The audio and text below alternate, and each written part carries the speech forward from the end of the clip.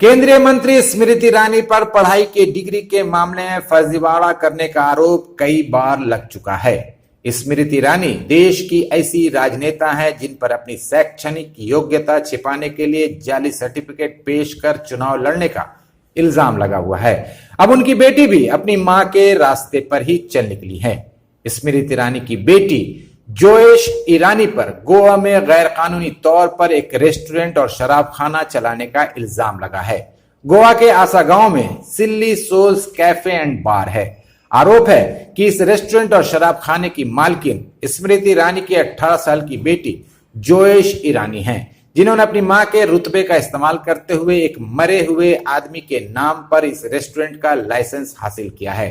इस मामले का खुलासा तब हुआ जब एरिस रोड्रिगेज नाम के एक वकील ने आबकारी विभाग में शिकायत दर्ज कराई कि सिल्ली सोल्स कैफे एंड बार का लाइसेंस एक ऐसे आदमी के नाम पर लिया गया है जो 1 साल पहले ही मर चुका है। जिस आदमी के नाम पर लाइसेंस लिया गया है उसका नाम एंथोनी डी गामा है, जिसकी 17 मई 2021 में मौत हो चुकी है। इस साल 22 जून को 1 साल पहले ही मर चुके एंथोनी डी गामा के नाम पर फिर से रेस्टोरेंट का लाइसेंस रिन्यूअल करने के लिए अप्लाई किया गया। वकील एरिस रोड्रिगेज ने इसकी शिकायत दर्ज कराई, जिस पर गोवा के एक्साइज कमिश्नर ने सिल्ली सोल्स कैफे एंड बार को शो कॉज नोटिस जारी किया। इसके बाद ही इस बात का खुलासा हुआ कि इस पूरे गोरख धंधे के पीछे स्मृति ईरानी की बेटी जोयश ईरानी है। जोयश ईरानी ने सिर्फ यही एक फर्जीवाड़ा नहीं किया है। गोवा के कानून के मुताबिक किसी भी रेस्टोरेंट को सिर्फ एक लाइसेंस मिल सकता है, लेकिन चूंकि गोवा में बीजेपी की सरकार है, इसलिए सारे नियमों को ताक पर रखकर स्मृति ईरानी की बेटी के रेस्टोरेंट को 2 लाइसेंस जारी किए गए हैं। कांग्रेस ने इसे लेकर स्मृति ईरानी पर जोरदार हमला बोला है। कांग्रेस प्रवक्ता पवन खेड़ा ने प्रधानमंत्री नरेंद्र मोदी से स्मृति ईरानी को मंत्रिमंडल से बर्खास्त करने की मांग की है। पवन खेड़ा ने कहा है कि बीजेपी अपने समर्थकों को तो नमाज और हनुमान चालीसा में उलझाए रखती है और दूसरी तरफ बीजेपी नेताओं के बच्चे करोड़ों रुपए कमा रहे हैं। इस बात की जांच होनी चाहिए कि आखिर कैसे स्मृति ईरानी की बेटी ने फर्जीवाड़ा कर रेस्टोरेंट का लाइसेंस हासिल किया।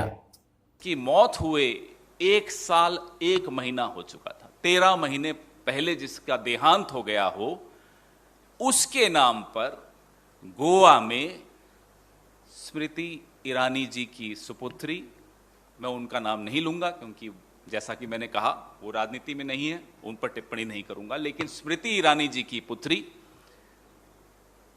ने वो लाइसेंस लिया। गैरकानूनी काम यहां शुरू हुआ है, यहां रुक नहीं गया। एक मृत व्यक्ति के नाम पे आप लाइसेंस ले लेते हो। उस व्यक्ति की मौत हुए 13 महीने हो चुके हैं और गोवा के कानून के हिसाब से एक रेस्टोरेंट को 1 लाइसेंस मिल सकता है बार का। तो दूसरा गैर कानूनी काम क्या हुआ?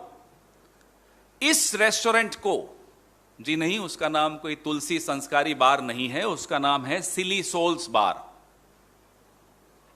इस रेस्टोरेंट को 2 लाइसेंस मिले। यह दूसरा गैरकानूनी काम हुआ है। और तीसरा गैरकानूनी काम क्या हुआ है? किसी भी ऐसे प्रेमिसेस को लाइसेंस देने से पहले यह आवश्यक है कि वो रेस्टोरेंट के तौर पे रजिस्टर्ड है, उसको रेस्टोरेंट का लाइसेंस मिला हुआ हो।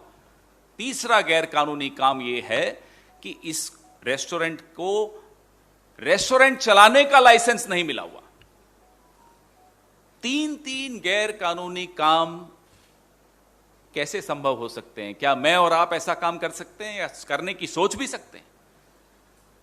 हैरानी की बात यह है कि जो आपके समर्थक हैं उनके बच्चे तो लुलु मॉल का गेम खेलें, हनुमान चालीसा और नमाज की लड़ाई लड़ें। आपके बच्चे या तो विदेशों में पढ़ें, अच्छी बात है, पढ़ना चाहिए, या आपके बच्चे आपकी प्रोटेक्शन, आपकी पेट्रनेज, आपके आशीर्वाद के चलते इस तरह के गैर कानूनी काम करें और सारे कानून तोड़ दें।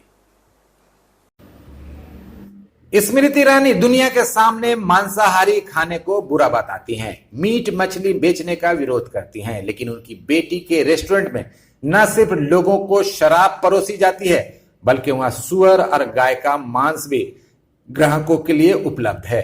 यानी मुंह में राम राम और बगल में छुरी। फर्जीवाड़ा के आरोप में घिरने के बाद स्मृति ईरानी मीडिया के सामने आई और दावा किया कि उनकी बेटी एक स्टूडेंट है, वो बार नहीं चलाती है। लोगों की सहानुभूति हासिल करने के लिए स्मृति ईरानी ने दावा किया कि उन्हें और उनकी बेटी को इस मामले में इसलिए फंसाया जा रहा है क्योंकि उन्होंने राहुल गांधी के खिलाफ चुनाव लड़ा है। स्मृति ईरानी ने कांग्रेस नेताओं को कानूनी नोटिस भेजने की धमकी भी दी है।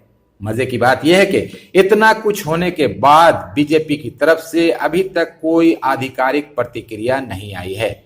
बीजेपी के कुछ छुटभइये नेताओं ने जरूर स्मृति ईरानी के समर्थन में सोशल मीडिया पर पोस्ट किया है, लेकिन किसी बड़े नेता ने इस मुद्दे पर अभी तक मुंह नहीं खोला है।